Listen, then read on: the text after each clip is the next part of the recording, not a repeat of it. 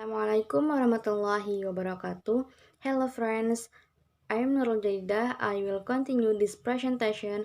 Before it, I will read the text, the Quran, part 1.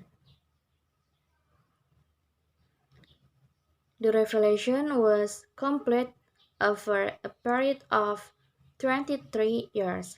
Some Muslims learned the whole of the Quran by heart, but all Muslims learn parts of the Quran by heart. Written down from the very beginning, Allah has given His protection to it, and it will always be preserved. Nobody can change it. As was said by Allah, Allah sent it and will protect it. Translation: Wahyu diselesaikan selama 23 tahun. Beberapa muslim mempelajari seluruh Al-Quran dengan menghafal, tetapi semua muslim mempelajari sebagian dari Al-Quran dengan hati. Itu dipelihara melalui memori serta tulisan. Itu dituliskan dari awal. Allah telah memberikan perlindungannya padanya dan itu akan selalu dijaganya. Tidak ada yang bisa mengubahnya, seperti yang dikatakan oleh Allah. Allah mengirimkannya dan akan melindunginya. The next, I will explain the personal pronoun. So, we have to know about personal pronoun. Jadi, personal pronoun itu kalau dalam bahasa Indonesia bisa kita sebut juga dengan kata ganti orang atau kata ganti pribadi. Before it, kita harus tahu dulu bagian daripada personal pronoun, yaitu singular and plural. Ada subjek dan juga objek. Jadi ada dalam bahasa Indonesia biasanya kita kenal dengan sudut pandang. Nah, dalam bahasa Inggris ini ada sudut pandang pertama, kedua, dan ketiga juga. Jadi yang singular yang termasuk dalam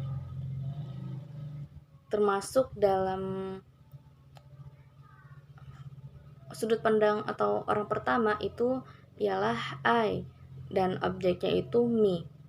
Sedangkan orang kedua ada you dan objeknya you. Lalu sudut pandang orang ketiga itu ada she, he, it dan objeknya itu her, him, dan his. Lalu ada plural atau jamak, jadi orang ini lebih daripada satu orang.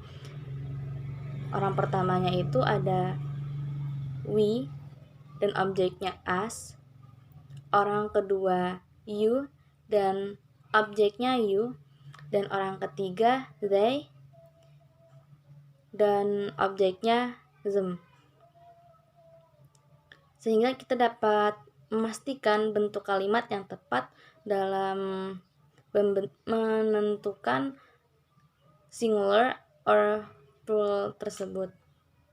I will explain about the table of personal pronouns. Jadi table di sini terbagi menjadi 5 bagian. Yang pertama subjek. Subjek ini letaknya di awal kalimat. Contohnya I, you, we, they, she, he, it. Kemudian objek di sini menjelaskan kata kerja daripada subjek atau yang dilakukan daripada subjek. Yang bagiannya itu ada me, you, us, them, her, him, it, her, his. Dan possessive adjective ini menunjukkan kepemilikan disertai dengan kata benda seperti my pen, your pen. Pen di situ ialah kata benda. Pulpenku. Jadi di situ menunjukkan kepemilikan. Kemudian ada possessive pronoun. Possessive pronoun ini yang berdiri sendiri, maksudnya kayak hampir sama juga seperti kayak kepemilikan. Contohnya kayak the bicycle is mine.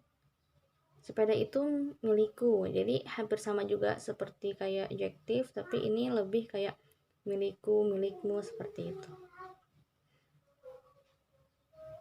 Kemudian reflexive pronoun di sini itu berarti sendiri atau diri sendiri. Maksudnya kayak myself, myself berarti diri saya sendiri gitu. Yourself, diri kamu sendiri. Dan ada juga ourselves. Mengapa jadi selfless, nggak self juga? Karena di situ jamak atau plural, kami berarti lebih daripada satu orang.